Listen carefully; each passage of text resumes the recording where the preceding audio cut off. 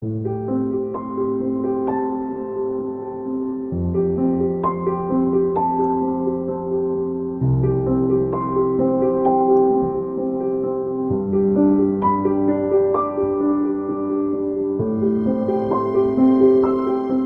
this video, we'll learn how to get started doing yoga. As you start your yoga journey, it's necessary to keep in mind how important your mental attitude is for success. Bodily agility and flexibility will come with practice, but to begin practicing, you need the correct mindset. For a beginner, it can be very confusing. Just picking out the right yoga outfit can be a headache. Then, how do you decide which yoga practice is the best one for you? So, start by relaxing and consider the following your roadmap to successful yoga practice.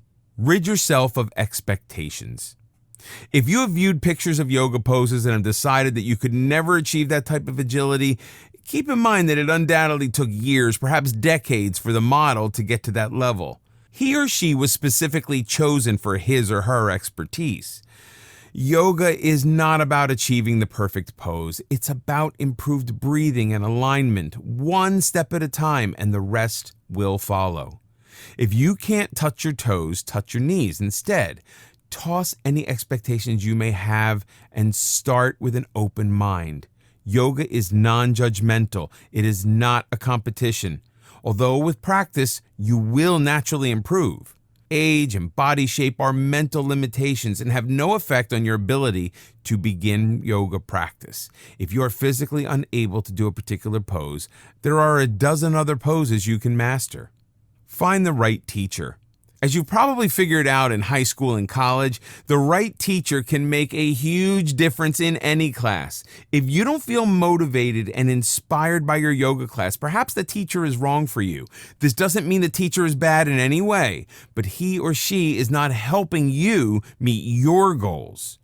Consider whether the teacher is teaching things that you need to learn. Regardless of how good the teacher is, if he or she isn't helping you meet your needs, look for another one. Your best friend may rave about her hot yoga class, but if this isn't for you, you need to keep looking for another class. Perhaps you want something less physical and more spiritual. There are plenty of yoga teachers out there, and one will be just right for you. Are you moving toward your goal? A good teacher will guide you step by step along the journey. If you feel at a standstill, perhaps the teacher is not for you. Can you ask questions? A good yoga teacher is available before and after class for his or her students and will listen and address individual concerns. If your teacher is not approachable, find one who is. Don't hesitate to ask your teacher about his or her training or philosophy. The best type of teacher is someone who views yoga as a continuous work in progress and is still studying with his or her own teacher. It's the yoga, not the outfit. Do you know one of the major reasons people don't go or stop going to the gym? They feel self-conscious among a group of perfect bodies. Yoga has become so trendy, people are actually fretting about which designer outfit is best and what color mat they should buy. Do you really need $125 Dior pants to attain enlightenment? Wear whatever feels comfortable and don't compare yourself to anyone else. Yoga is a personal journey. As mentioned in this video course before, it's not a competition. All you need for yoga is a simple pair of leggings, shorts, tank top, or t-shirt. Seriously, you're not trying to make a fashion statement. The only thing you need to keep in mind is comfort. Special outfits are available for hot yoga. You'll want a yoga mat that lasts, so do choose a quality mat. It will be an excellent investment. Some yoga classes can cost up to $20. This can add up, but it shouldn't be a deterrent to get started. There are ways to practice yoga on a budget. The local YMCA, gyms, and some community centers frequently offer yoga classes at low rates. During warm weather, yoga groups may meet at local parks. When signing up for class, buy in bulk. Signing up for 20 classes at a time instead of the individual classes may get you a discounted rate. Some yoga studios rent mats and water bottles. They may only charge $1 or so, but the extra expense can add up. Bring your own mat and bottled water from home. Some yoga studios offer karma yoga classes. These classes are free in exchange for doing some work at the studio, such as manning the front desk and cleaning up after a class. If cost is a concern, don't hesitate to ask about this option. Some studios will be happy to trade a class for a bit of service rendered. The best time to practice yoga. Handy excuse not to get started with yoga practice is time. The fact is, we are all busy. We all have the same 24-hour day. If we intend to accomplish something, we need to make time. Traditional yoga involves sunrise or sunset, but using any time for yoga is better than no yoga at all, although practicing yoga on a full stomach is not a good idea. Get up an hour earlier than usual and do your asanas before you do anything else. It energizes and activates your body and mind in the best possible way. The physical poses get your body going while the breathing clears the mind. Yoga intentions. Some yoga teachers ask you to set your intentions at the start of the program. What exactly does that mean? Setting an intention is not needed for you to enjoy the benefits of your yoga sessions, but it can take them to a higher level. Setting your yoga intention brings yoga into your daily life. Yoga doesn't stop when the asanas are done. They are supposed to be at the beginning of your spiritual journey, not at the end. Yoga was originally developed as a spiritual quest. The rest simply followed. Intentions clarify your purpose in practicing yoga. It focuses on a personal quality that you wish to improve or enhance.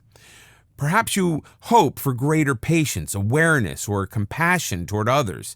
Maybe you wish to let go of past hurts. Make that real in your mind. Your intentions are the bridge between your poses and the rest of your life. Yoga's not like walking out of the gym and forgetting about it until the next class. The mental practice should be part of your daily life. You will set your mind to make it real by keeping your intentions in focus. That is genuine spiritual elevation. Before you begin, talk to your doctor. It's true that anyone can practice yoga. However, you should discuss any possible limitations with your doctor before getting started. This won't prevent you from doing yoga, but it might simply limit a few movements to prevent injury. Your doctor might also have some ideas about which type of yoga is best for you. Having a doctor who is knowledgeable and supportive of yoga is a tremendous asset. Slow and easy does it. If yoga is a new experience for you, it is natural to be excited and jump right in. But the goal of yoga is not who can do the most poses in the least amount of time. Yoga is a slow and deliberate process. Each session should be devoted to making poses easier. Work at your own level of comfort. It cannot be stressed enough that yoga is non-competitive. If certain poses are more difficult than others, simply practice them more until they become easier. There's no time limit for mastering yoga poses. When poses become easier, go a bit beyond your comfort zone to reach the next level, but never to the point of physical discomfort. Begin at your own starting point. Joining a new yoga class where everyone else seems to know what they are doing can be intimidating, but that is the case when you begin any new endeavor. Regardless of anyone else, you are your own starting point. It is entirely irrelevant that everyone else is able to balance on one leg for 60 seconds while you keep tipping over. Instead of fretting, enjoy the progress as you keep improving. Savor who you are every step along the way. Self-acceptance is the essence of enlightenment. The spiritual side of yoga encourages compassion. Start with yourself.